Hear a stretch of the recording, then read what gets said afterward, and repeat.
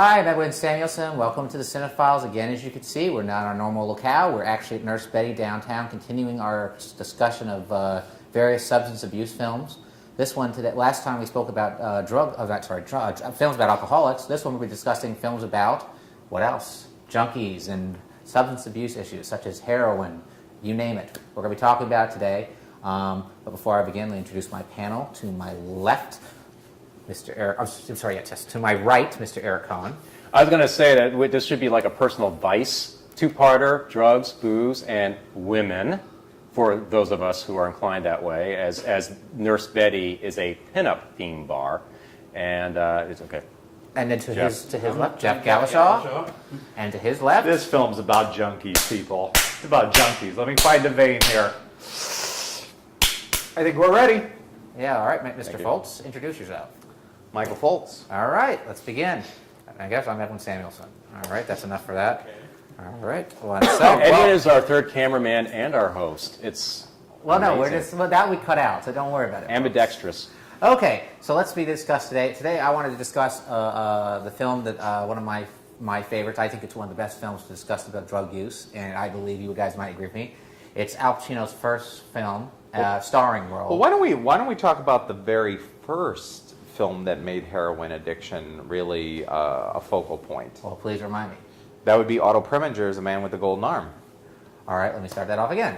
I'm Saracen. I'm kidding. Well, anyway, no. Well, all right, I'll just start. It's fine. Yeah, no, you don't start over. We'll just go right into it. We'll discuss Frank Sinatra and Otto Preminger's Man with the Golden Arm, which actually at the time was pretty daring to talk about heroin abuse because it was, really... And it was censored. It was banned when it first came out because of that reason. Because it was the first film to depict or try to depict actual skin contact with a, Yeah, syringe. In fact, I believe Frank Sinatra plays in this one, not a singer so much, he plays a trumpeter, if I'm not mistaken, who actually as many musicians of the time became addicted to drugs because of their hectic schedules.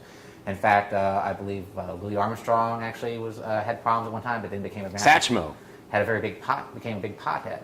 But Mike, I guess this is one of your faves, so why don't you take Well, I really enjoyed it. I saw it many, many years ago, but I remember that Frank Sinatra did an excellent job. Matter of fact, I was so impressed with his performance in this film. I thought it was better than the film that he actually won the Academy Award for, playing Maggio in From Here to Eternity. I thought The Man with the Golden Arm, he did a much better portrayal of not only a haunted musician that was trying to get back on track with his life, but also trying to battle the demon of heroin. And I think Otto Preminger did a wonderful job conveying that for the restrictions that he had to deal with at the time with the movie code. Yes, because this was after the code, so he had to deal with numerous bits of censorship and that the studios put upon him. But great title sequence too. Who did the title song? Saul Bass. That's the most memorable part of the movie for me, actually, and a great poster. It was like one of the classic promotional posters. Otto Preminger was pretty much famous for trying to tackle controversial subjects. He did a really interesting film called In Harm's Way that not only deals with dealing with post-military life, especially post-war, but took a character and had him do something unforgivable, that is, rape somebody, and deal with that head on. He also did the courtroom drama with Anatomy of Murder, which is actually a very good film. Probably one of the most astute political dramas of our time. Another controversial film because they had to deal with a rape case, and and there's that famous scene where they talk about whether or not the panties were ripped. And actually, there's very funny thing. Caused all sorts of censorship. Where Jimmy Stewart's father refused to see that film because he heard of that. He held up panties. And he said until finally he saw it, like after months after it came, he said it was all right, I guess, for you to hold those panties after all. Otto Preminger is a really journeyman director. He started off. It's very hard to describe how I feel about him. I feel in halfway he's a even though this isn't the Otto Preminger show. No, I'm just talking about his career because he did some really good films, but he was also a hack for hire in times. With Skidoo and other pieces. But he was also the Wood Elf King in the animated Hobbit. And he's also Mr. Freeze in the Batman TV series, which not many people realize. Touché. But Man with the Golden Arm, Jeff, what do you think? I didn't see the film. Edwin, what do you think? Man with the Golden Arm. I don't like Frank Sinatra, sorry. Jesus Christ. That's why I wanted to start off with that. That's why I wanted to start out with Panic. That's why I wanted to start out with the Panic. Well, you know, after this film, though, one thing that we can talk about, though, is it almost put a stamp on the fact that we could start seeing junkies in our films. I mean, through the years, look at how many junkies have appeared on screen. We had, in Long Day's Journey into Night, we had Katharine Hepburn's junkie. We had Julie Christie in McCabe and Mrs. Miller. Well, we had, up until Man with the Golden Arm, most films involving junkies were exploitation B movies, like Reefer Madness and stuff like that, where they try to scare people. Or you had people that were not shooting up that were smoking opium. Right. And those were always period pieces. But going back to Arnold Preminger, he also did something. He did a film called Advice and Consent, which was the first film to deal with homosexuality. Actually, and it's probably one of the most astute political dramas of when it comes to film. Yeah, I would say my only issue with Arnold Preminger was he was more interesting in what he tried to communicate through his films. I think his films tended to be a little too high strung, a little too on the nose, in trying to depict certain social issues and stuff like that. Well, I think. Getting off the Preminger tip a little bit. Yes, please. Once we got to the late 60s... We have nothing else to talk about because we're the only 2 months to see the film. Once we got to the late 60s, early 70s, I think that's when all of a sudden the studios started taking a real interest in the life stories of junkies. And Edwin, you can go into the film that you wanted to describe initially, which was Al Pacino's very first starring role. I think we should just begin to that one. The film I'm talking about is Al Pacino's Panic in Needle Park, which was actually his first starring role. It was directed by the very underrated Jerry Schatzberg, and it was a film that actually got Al Pacino The Godfather. When they were having problems looking for a lead in The Godfather, the writer, Mario Puzo, actually saw Panic in Needle Park and recommended Al Pacino. Al Pacino, of course, is this very short, Weasley, kind of like Ratso Rizzo looking guy. I mean, really, in real life. And, a little bit more noble looking. Well, a little bit more noble, but I mean, that's the type of character. And the thing that I like about Panic in Needle Park, it doesn't glamorize drug use. It just shows it as it is, and it shows a part of Manhattan which is no longer in existence. It was actually the Upper West Side on the edge of Hell's Kitchen. In fact, you can recognize some of the neighborhood by Lincoln Center where they're sitting outside and doing drugs. I also like the Kitty Wynn's performance. Kitty Wynn, not many people remember her, but her best known role actually being The Exorcist as the housekeeper. Oh, okay. Also, Raul Julia, an early role for him, and he's absolutely phenomenal as the artist. It shows how you see Kitty Wynn is like the woman who comes to the city with dreams of being an artist and is with Raul Julia and becomes a drug addict, and she runs past. No, she wasn't a drug addict. She was getting an illegal abortion to start the film and off.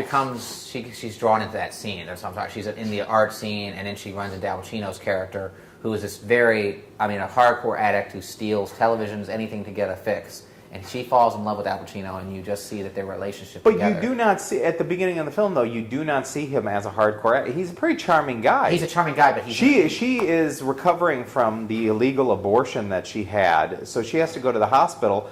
Raul Julia's character as her boyfriend doesn't visit her because he's kind of this highfalutin artist. It's Al Pacino that comes and visits her, so you can kind of see how he charmed her, and his junkie tendencies don't come out. Well, that's right what I mean. away. That's the one thing I like is that's what he uses as his defense, and that's how he gets his drugs. That he charms people. It's kind of the junkie version of Days and Wines and Roses. I think it's a really good. I think it's a great movie all around because it's an actor's showcase. And Al Pacino is phenomenal in this. But see, that's my problem with the film, is that it's too much of an actor showcase. It was them digging deep into character, but for the sake of story. The only scenes I really enjoyed of the film were maybe the ones where you see Al Pacino on the street hustling to get to that next fix. And the only other scenes, I like the kind of romance he had with Kitty Wynn, but I just had problems with the movie overall. I'm not saying it's a bad film, but it didn't affect me the way it intended to. I'm surprised to hear you say that because, this is, I think, one of Al Pacino's best roles. I really felt his desperation. He has those very infamous sad eyes, and I think they really work well with him in this Well, maybe it's also because I've seen other Al Pacino movies before I saw this. If I had seen this, when it came out, and this was my first introduction to Al Pacino, I think he was phenomenal. But seeing that I've seen his other performances, it's just, another Al Pacino performance. I know he's going to be good, usually early in his career, no matter what he does. Whereas, maybe now he's not like Can we the go, actor he can used you, to. you guys will agree with me on this. It is the reason I think the most successful element of the film is the bleakness of it. It is a very bleak film. What if we don't There's agree with nothing- you?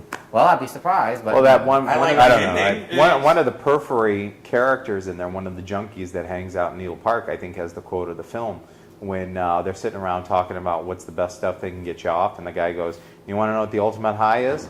Death." And then he just kind of sucks his teeth for a little bit, and Kitty Wynn just stares at him.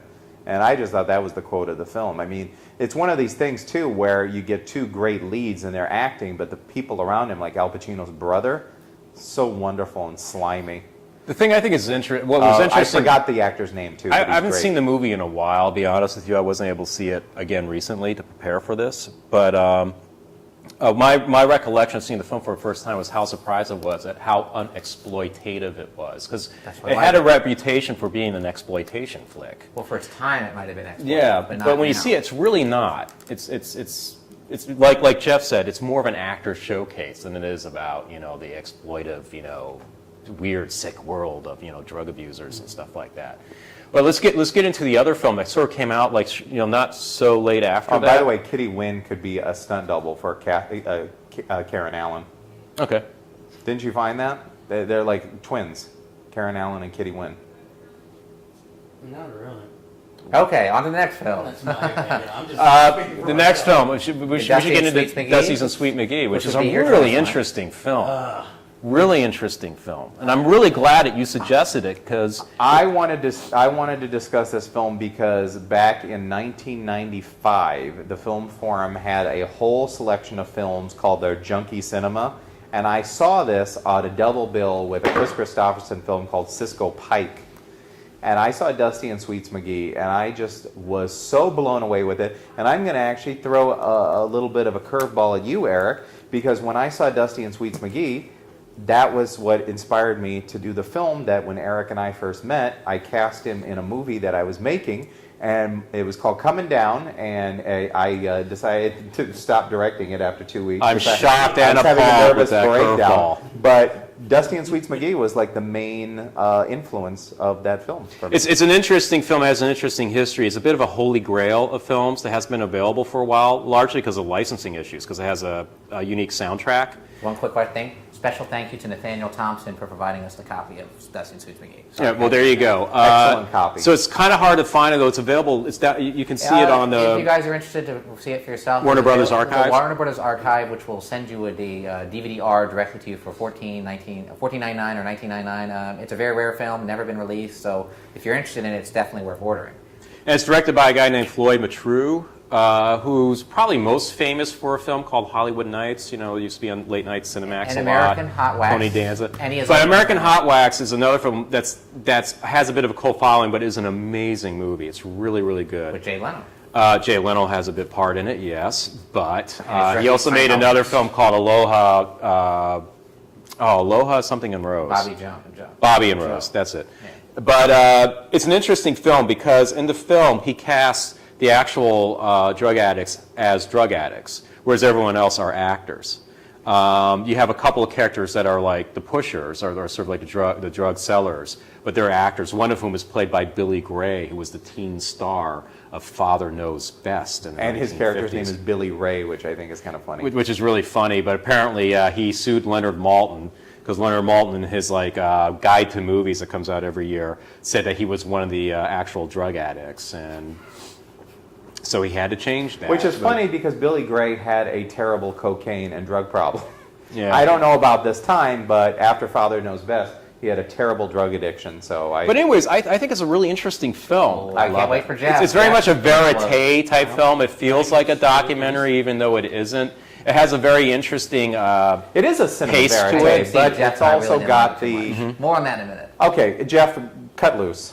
That's not what you Okay. hate about it. After sitting through this film, I want to punch you in the face. Amen. For making me sit through this. Hallelujah. I will admit, when I went into this film, I only knew it was about junkies. I didn't know what it was really about. But I sat through this film, and I had the same reaction I had watching Easy Rider, another movie me and you notoriously disagree on.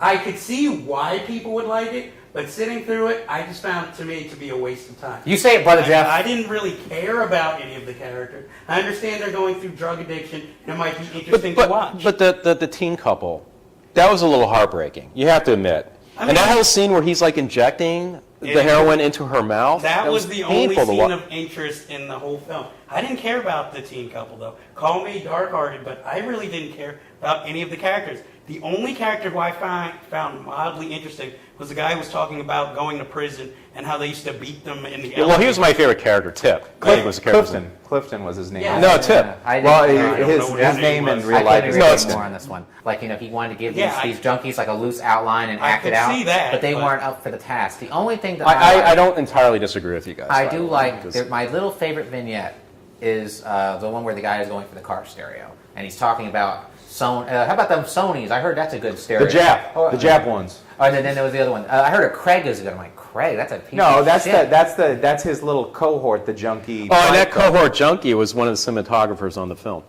Oh, really? Yeah. I'm loving all this little trivia. Yeah, those guys were actors. I They weren't- respect what he Yeah. tried to do. Which is, Exactly. I thought it was interesting where he gave these people, like, it reminded me a bit of Slacker.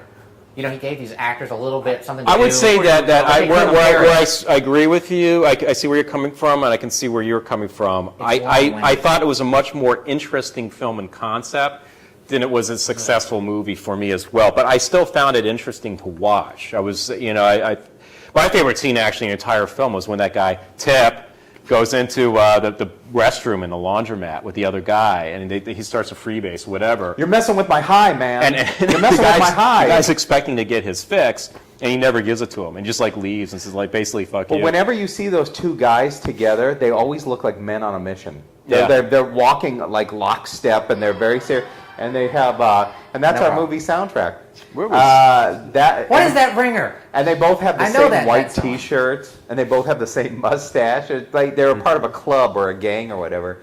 A couple interesting things. I don't know if this is true, but I felt that Quentin Tarantino must have ripped off the beginning of Dusty and Sweets McGee for Pulp Fiction, Yeah. because of how they go through the radio station and the different songs, and because I had never seen that before, I'm like, holy shit, this is like the beginning of Pulp Fiction. How they keep switching radio stations and the songs that they're going through. And I was wondering if Tarantino, because Tarantino's ripped off so many other things that I thought, oh, and what was the name of the band again? They had that like one-hit success. Blues Image. That's it. Yeah. Ride Captain Ride. Anyway, so Dusty's and Sweet McGee. And I Do we think need to it's say anything interesting more about the topic? that I think the best acted, but I don't think it was acted scene in the film is from the people, Dusty and Sweets McGee, when they're. You cannot tell me that it wasn't interesting to watch them having that discussion. She's like, you can't even get it up. You couldn't even give me a kid. I can say one thing. You know what's very interesting about this film? It reminds me a lot of a movie called Diary of a Junkie by Lech Kowalski. It's very similar in that he gives these real-life junkies an outline, and I think this Diary of a Junkie is a little bit more successful because it follows one character with other characters. The problem with this one is it's just, in Dusty and Sweets McGee, there's too many characters, and the people that are doing the acting are really not much. They're not really good at it. You know, I mean, I know they're junkies, but it just does not work. And I feel the movie's very long, even at 87 minutes. All right, well, let's go on to another one, please. That's more entertaining than that. Well, and I will say that when I saw this on the double bill with Cisco Pike, I felt Cisco Pike was very phony. The way they tried to portray, junkies compared to the real life junkies. Well, when we'll see that, we'll get back to you and see Yes. if we agree.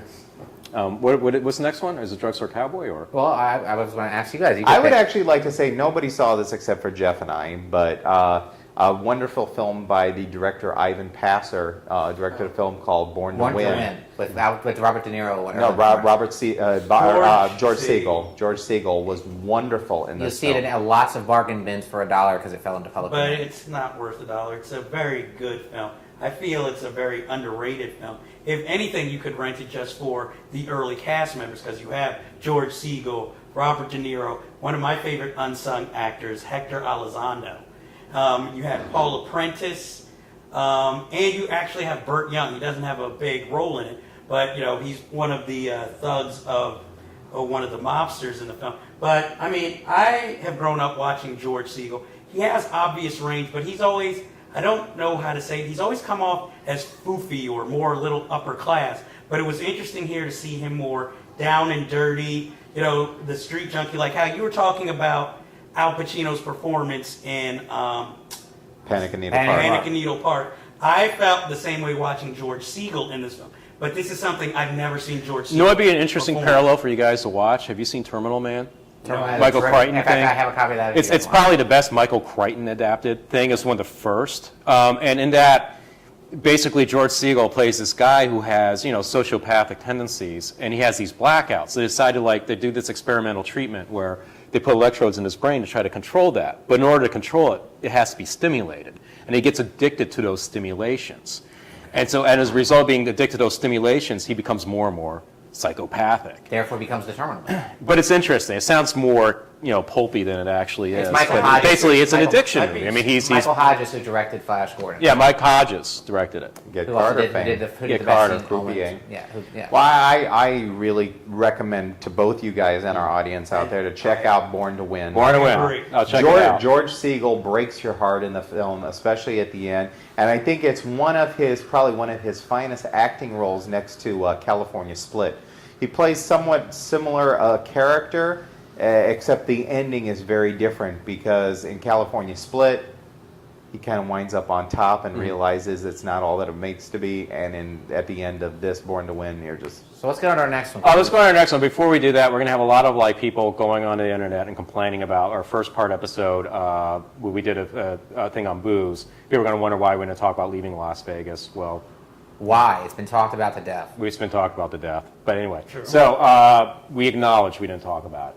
But let's go. Drugstore Cowboys? Drugstore Cowboy. Let's go on to that one. Okay. Or this Cowboy? Cowboy. Gus All Van Sant? This is Gus Van Sant's first and best film, which stars Matt Dillon as a junkie with Kelly Lynch, who What's in actually... his first film? It's not. Well, I mean, his first film... Sorry, let me cut this He off. doesn't like Sorry. First homosexual, noteworthy- so No, you said it was his first film. Sorry, I need to change. He didn't want to talk about I Malinoche. don't want any fucking idiots on the net complaining. I'm going to do it again. Okay, well, we're talking about... You just call our fans fucking idiots. Hey, fuck all you guys. Okay. Okay. Our next film is Don't put that Drugstore... on. This show is Hey, doomed. dude, I want you to start over. Our next film will be Drugstore Cowboy, which was Gus Van Sant's first notable film with Matt Dillon in actually a very different change of pace. You didn't role for like him. Malinoche? And Kelly Lynch, who actually you might recognize from the wonderful Roadhouse. That was the film. I love You it. Yeah, you just sat and put down Dusty and Squeeze McGee for 10 minutes, and now you give the wonderful Roadhouse. Roadhouse is awesome, man. The wonderful Patrick Roadhouse. Swayze's mullet kicks ass. Well, anyway. Hey, Andre, our cameraman Andre, you like Roadhouse, right?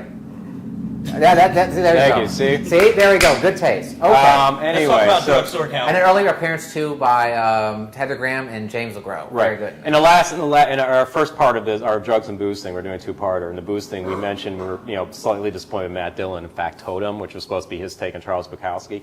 But in this film, he delivers an exceptional performance. His best ever, I will say. Best film by Gus Van Sant, and the only one I really like, and the best one for Matt Dillon. I would Well, say. I'll agree with the first part statement. Gus Van Sant's probably his best film that I've seen, at least. I haven't seen his first film, Malinoche, of course. The reason I like this one is that it just takes its time to tell a story, and there's a wonderful cameo by the infamous, biggest drug addict ever in history, probably William Burroughs. Mm-hmm. And it's a very wonderful scene where Matt Dillon, I believe he plays a priest, and he's selling Yeah. drugs, and you can actually see the real addiction in William Burroughs. Completely believe on. The guy's not even an actor. I mean, I completely believe him in this little role, but I had to make a note of that. But just so people understand, what makes this a little slightly different than the other films, these guys break into drugstores. They're basically bank robbers, but of drugstores. But trying to get at their hands as many medication as humanly possible. And they'll take anything. There's one thing I love where Matt Dillon offers to give Heather Graham laxative because he'll give her the shits for hours. And the film is a bit of a period piece. It supposedly takes place in the 70s. It was it's- made in 1989, but it feels even older. Yeah, it has an interesting feel and look to it. Very I love the a William very Burroughs. dirty-looking film. Very dirty-looking film. There's some moments are interesting, heartbreak. There are one moment heartbreaking, but also very cold at the same time, like the stuff dealing with Heather Graham. It's sad that Gus Van Sant never did anything as good as this again. I mean, you didn't like Psycho? Well, I I have to say, though, I think My Own Private Idaho is a very interesting film. It may not be as good. Oh, but- it's terrible. Well, And Keanu Reeves is I like awful. My Own Private Idaho, but with this film, I'm going to make a bold statement. This is one of the few films where I felt all the elements were right in the film. I didn't think there was one misstep, one bad performance. Everybody, to me, was perfect. I even liked Max Perlick's little role as the guy who ends He's up the most robbing- annoying guy in history, but he was actually pretty good in the movie. movie. Yeah. Exactly. I liked him in the film. I like Grace Zabriskie, who is usually in David Lynch films. I mean, just showing that I actually know even the minor character actors in the film's name shows how much I love this film. This was actually the second DVD I ever bought. That's how much I love this film. It's not my favorite of all time, but it is one of my favorites. It's a very good one because it really doesn't glamorize drugs. In fact, I love when they find a character who's OD'd and you just see her stone cold dead, and I mean, you can really see the horror. It's nothing glamorous about this movie, which I like. Well, I will say also, too, that the strength of this film, like a good drug film, like a good junkie film, it's not about the drugs, it's about the characters that these actors inhabit. And each one of these characters really put a stamp on the character they were playing. And I love, one of the most notable little quotes or personality tics that Matt Dillon brings to the table is his whole idea that you can't put a hat on the bed because that's bad luck. Yeah. And that's kind of a little theme that runs through for most of the film. And they put a hat on the bed and the girl ODs. And the girl ODs, which is a very interesting sequence. That's how they get rid of my the body. favorite scene in the movie. Yeah, no, I love Drugstore Cowboy. At the time, And James L. Gross It was is one of my almost favorite childlike movies. in the film, and he's very He effective. works very well because he comes off as a real baby face in the movie, but yet that actually adds to it. Because you feel like he's much younger than he actually is in the movie. no, we're getting close to time where we have to wrap up. I just want to say, yes, Internet fans, we love you and all that stuff. We know what you're going to say. How come we didn't talk about Cheech and Chong? Well, that's a whole series of That's films for pop. another episode. That's my How come you expertise. didn't bring up Train Spotting? Well, we talk about Danny Boyle till we're blue in the face in Danny almost every Boyle. other episode. That I is think we've all already Living in covered Las Train Vegas. Spotting. I will say, though, But they're all that good Trainspotting, the best junkie movie of all time. I But highly once again, disagree. doesn't glamorize it. Roger Ebert went on this kick about how it glamorized. It doesn't glamorize it. Yes, No. it does. I guess we are going No, to it talk about doesn't. Train Spotting Yeah, after yeah, all it for does. the Well, fifth or that's sixth for a time. future films debate. We Glamour actually already movement did. We can doesn't watch the Danny glamorize Boyle drugs. show. You were called in on speakerphone, remember? Oh, yes. That's right. Yes, he did. But if you want to see that, see online. But we'll do a Cheech and Chong episode eventually, and just Well, stellar we'll do episode. one all on pop. Of course, and that's my expertise because I love that. And hell, we could probably do a whole half hour on Cokeheads too. I would think. Well, I don't know anything about Coke, but except You Diet know Coke. about the films, though. We have to complete the Vice triptych by doing one on Well, gals. now we got to find one on meth, and then we're on there. woman. Crack. We could do crack. We On could porn. do meth. We should How about do New porn. Jack City? Well, for crack, we could do New Jack City. We could do King of New York. What's the Or better yet, Scarface. Bannister Society? I have an idea. Better yet, people. How about this? Yeah, exactly. Better I think yet- we need to finish. we need to wrap this We're up. wrapping up. Thank you, All Nurse right. Betty. All right, everybody. Thank you for tuning in. And from Nurse Betty, this is Edwin Sanderson, and this was the Cinefiles. Thank you for watching. I'll attempt it. Okay, let's get you a glass. How about Blue Moon? Okay. All right, let me fill that sucker up here for you. Yeah, be careful on filling up there. There we go. Aha! I didn't tap it this time. Oh, wait. We gotta get you a little something here too. Summerfest. How about Which is the least Things threatening go in name beer. for a, how about a cherry in your beer? Okay, I've never seen it before. There but you go. okay. That's called a something. Right.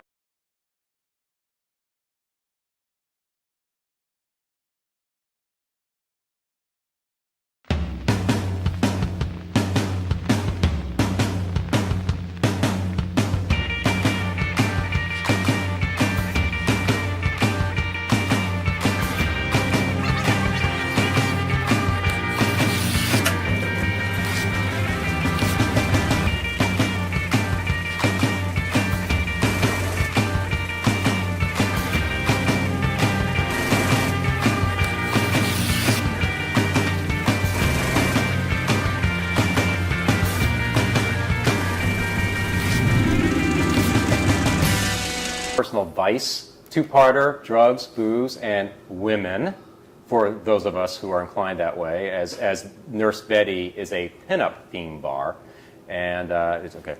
And then to Jeff. his left, Jeff Galashaw.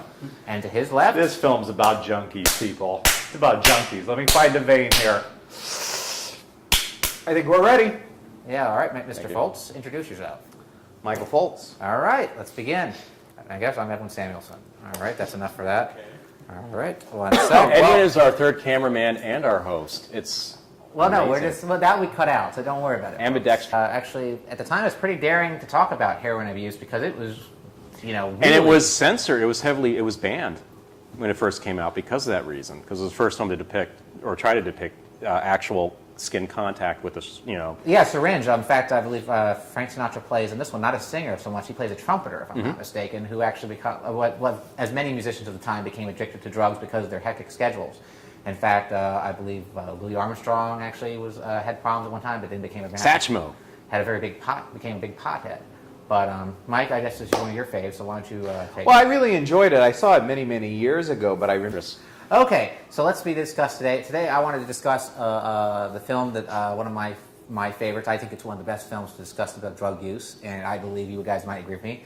It's Al Pacino's first film, starring role. Well, why don't we talk about the very first film that made heroin addiction really a focal point? Well, please remind me. That would be Otto Preminger's A Man with the Golden Arm. All right, let me start that off again.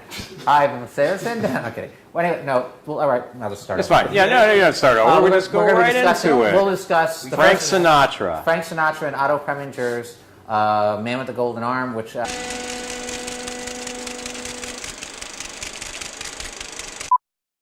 Hi, I'm Edwin Samuelson. Welcome to the Cinefiles. Again, as you can see, we're not in our normal locale. We're actually at Nurse Betty downtown, continuing our discussion of various substance abuse films.